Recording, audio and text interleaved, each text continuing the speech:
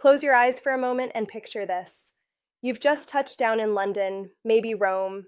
Your body feels heavy, your legs stiff after 8 long hours in the air. You follow the signs to baggage claim, but before any of that stress even begins, there was another moment earlier that quietly decided how this trip would feel. That moment was when you clicked on the seat map.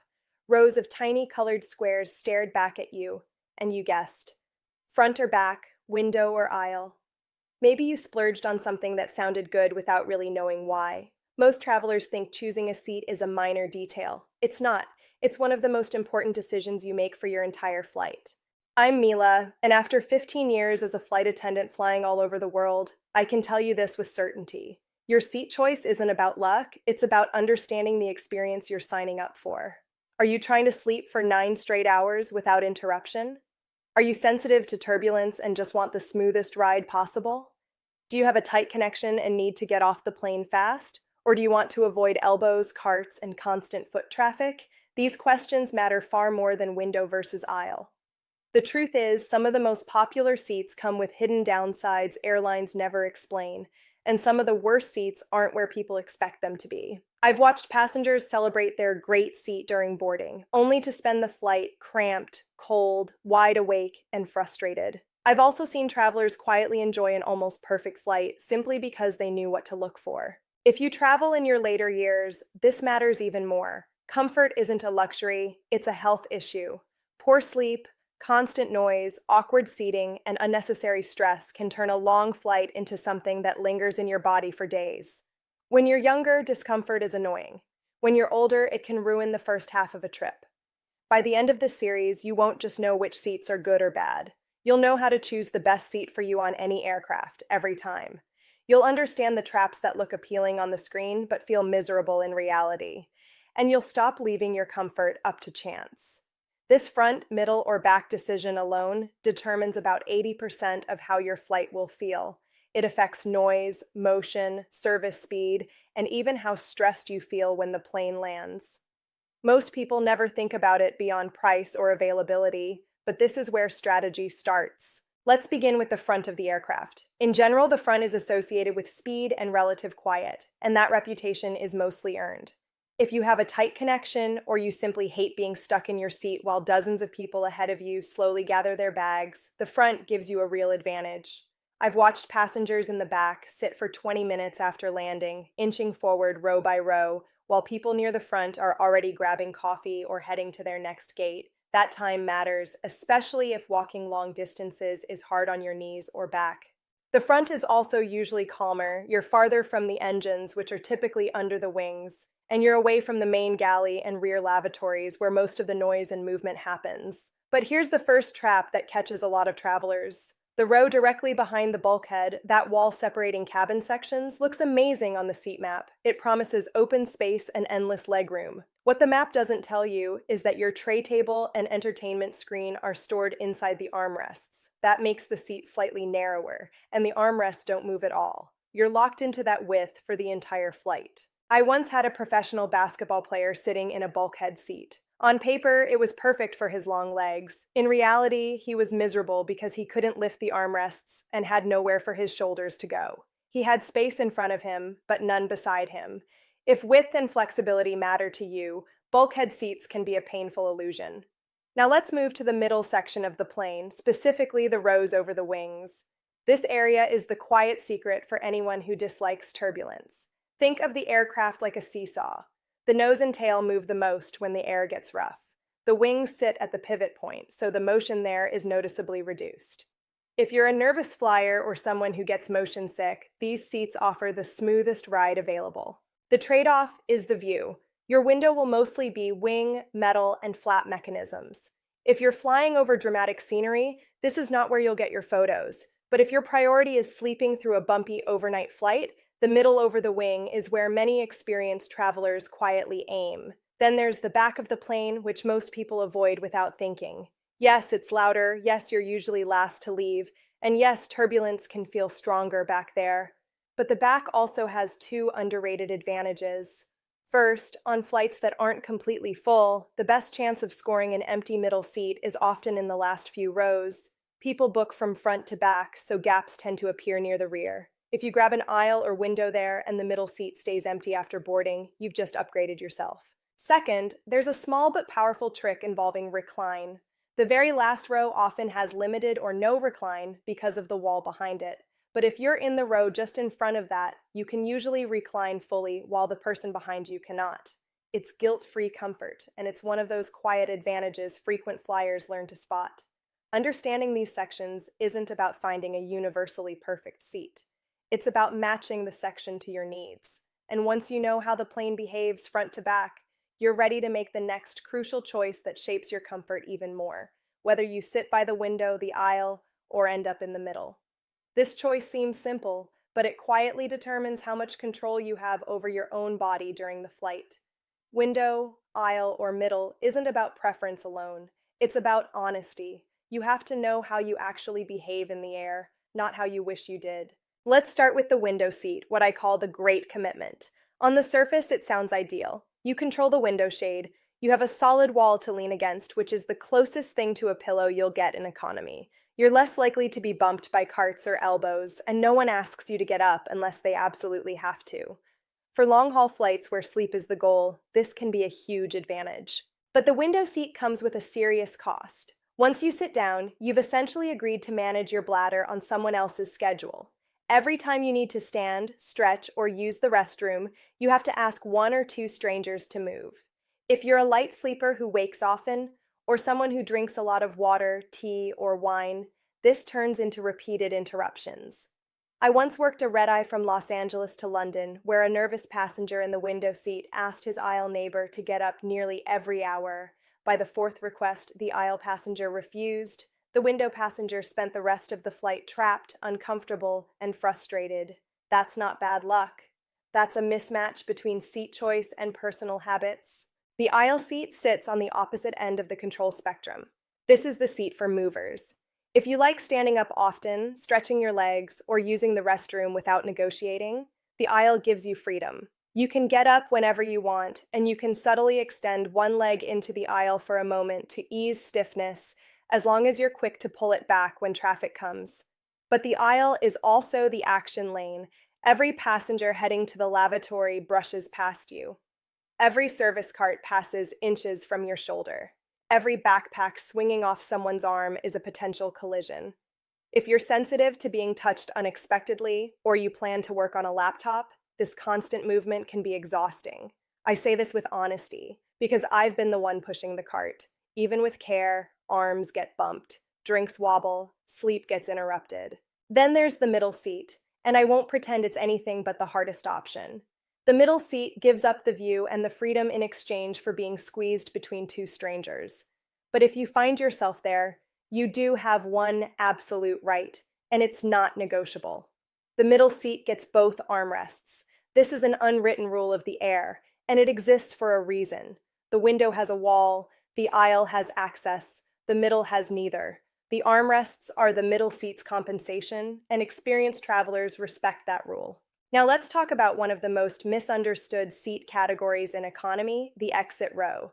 People see extra legroom and assume it's automatically better. Sometimes it is, but often it's a trap. On many aircraft, the exit row directly in front of the emergency door does not recline at all. The airline locks the seat upright so it won't block the exit during an emergency.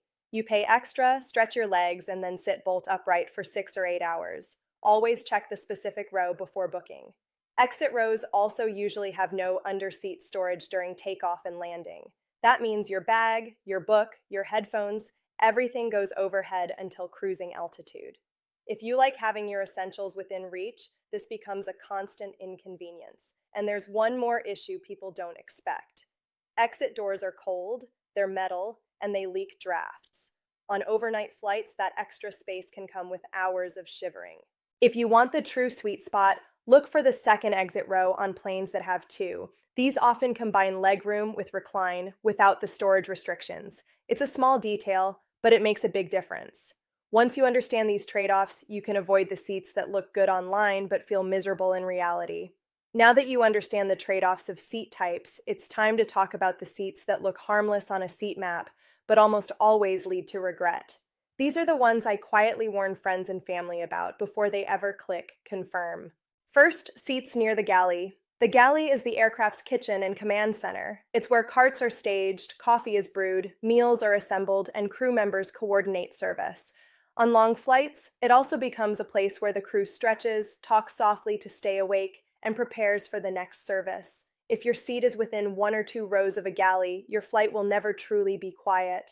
You'll hear metal carts rolling, drawers opening, coffee machines hissing, and call bells chiming. On overnight flights, the galley lights stay on long after the cabin is dimmed. That glow seeps into nearby rows and breaks sleep in ways you don't expect. Even if the crew is doing everything right, the environment itself works against rest. Seats near lavatories create a different kind of misery.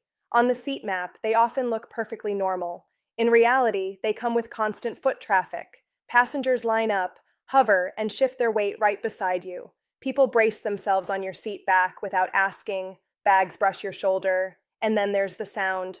Aircraft toilets use a powerful vacuum flush, and when you're sitting next to it, that noise is sudden and jarring, especially when you're half asleep.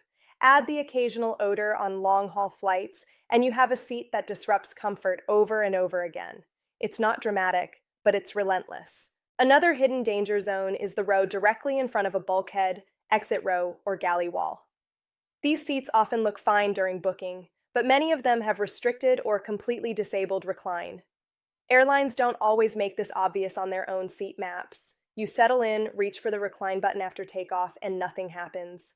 For a short flight, that's annoying. For a long one, it can feel like punishment. Now let's shift from what to avoid to how to choose, step by step, without guessing. The first step happens before you even look at seats. Check the aircraft type. Your booking confirmation will tell you whether you're flying on something like a Boeing 737, an Airbus A320, or a Boeing 787. Each aircraft has its own layout quirks. A seat that's excellent on one plane can be terrible on another. Treat the aircraft model as essential information, not trivia. Second, never rely solely on the airline's seat map. Airlines show availability, not quality. You need a third-party seat map tool that flags real-world issues like limited recline, missing windows, or proximity to noise. This extra step takes 2 minutes and saves hours of discomfort. It's how you find the small warnings that airlines don't highlight. Third, define your priority honestly. If sleep matters most, choose a window seat over the wing where turbulence is minimized. If movement and freedom matter more, choose an aisle in the front or mid-cabin. If you're anxious about connections, deplaning speed should outrank legroom every time. There is no universal best seat, only the best seat for your body, your habits, and your itinerary. Fourth, understand timing. Some of the best seats aren't available when you first book. Airlines often hold front rows or premium economy adjacent seats for elite flyers. These seats frequently open up 24 to 48 hours before departure, when upgrades clear or itineraries change. Check again when online check-in opens, and once more on the morning of your flight. Seats move quietly at the last minute. Finally, there's the human factor. If the cabin door has closed and you notice an empty aisle or window seat a few rows away, it's okay to ask if you can move once the seatbelt sign is off. Be polite, be patient. If weight and balance allow, most crew members are happy to help someone get more comfortable. Picking your seat isn't luck, it's preparation. And when you choose with intention, the entire flight feels different. That difference shows up not just in comfort, but in how you arrive. When you land rested instead of tense, everything that follows feels easier. This is why seat choice matters more than most people realize, especially on longer flights or trips with tight schedules. Now let's talk about one last group of seats that confuse many travelers because they look like upgrades but behave like compromises. The exit row deserves a second, calmer look. Extra legroom sounds like the solution to everything, but it comes with conditions that many people don't discover until they're already trapped for hours. Some exit row seats do not recline at all, especially those positioned directly in front of the exit door. The mechanism is intentionally disabled for safety, and no amount of button pressing will change that. On a long flight, sitting fully upright can lead to back pain, neck stiffness, and a restless mind that never settles. Storage is another issue. During takeoff and landing, nothing is allowed under the seat in front of you in most exit rows.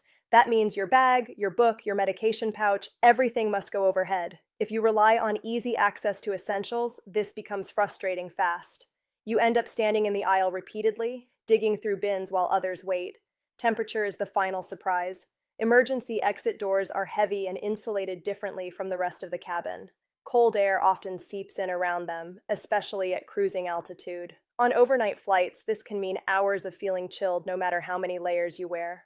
For people who already get cold easily, legroom doesn't compensate for discomfort. If you truly want the best version of an exit row, aim for the second exit row on aircraft that have two. These seats often keep the legroom while allowing recline and better storage access. They're quieter, warmer, and far more forgiving on long routes. Now here's the mindset shift that changes everything. Don't think of seat selection as finding the best seat. Think of it as avoiding the worst experience for your specific needs. A nervous flyer should prioritize stability. A light sleeper should prioritize distance from galleys and bathrooms. Someone with knee pain should value aisle access over window control. This is also where flexibility helps. Check your seat again after booking. Check again at online check-in. And check one last time at the gate. Seat maps change constantly as upgrades clear and plans shift. The perfect seat often appears late, quietly, for those who look. Comfort in the air isn't random. It's the result of small, informed decisions made before you ever step on board. That awareness is what separates a stressful flight from a calm one. Once you stop guessing and start choosing intentionally, flying feels less like something happening to you and more like something you control. The plane doesn't change, but your experience does. And that confidence carries over into everything else you do while traveling. One final habit I want you to adopt is this. Always match your seat choice to the purpose of that specific flight, not to a rule you learned years ago. A daytime 2-hour hop is very different from an overnight international crossing. On a short flight, speed off the plane might matter most. On a long haul, sleep quality becomes everything. There is no universally perfect seat, only the right seat for this flight, this body, and this plan. Remember that airlines design cabins for efficiency, not for human comfort. The seat map is a sales tool, not a wellness guide. It won't warn you about constant foot traffic, galley noise, cold drafts, or limited recline. That knowledge only comes from experience, and now you have it without having to learn the hard way. If you ever end up in a less than ideal seat despite your best planning, don't panic. Once the aircraft is in the air and the seatbelt sign is off, it's okay to politely ask a flight attendant if another open seat is available. Timing and tone matter. Ask calmly, not during boarding chaos. We notice courtesy, and if safety and balance allow, we're often happy to help. The biggest mistake travelers make is assuming discomfort is unavoidable. It isn't. Small decisions made early prevent hours of tension later. Better sleep means less jet lag. Less stress means better circulation, better mood, and more energy when you land. These things compound, especially as we get older. I've seen passengers arrive exhausted, irritable, and sore simply because they unknowingly chose seats that worked against them. I've also seen travelers step off the same flight refreshed and smiling, ready to enjoy their trip simply because they understood the layout and avoided the traps. You deserve that second version of the journey. You've earned it. So next time you open that seat map, slow down. Think about your body, your goals, and your tolerance for noise, movement, and interruptions. Use the tools available to you. And remember that comfort in the sky isn't luck, it's preparation. I'm Mila, and I'll be right here translating airline reality into practical advice, so you can keep traveling smarter, calmer, and more comfortably every time you fly.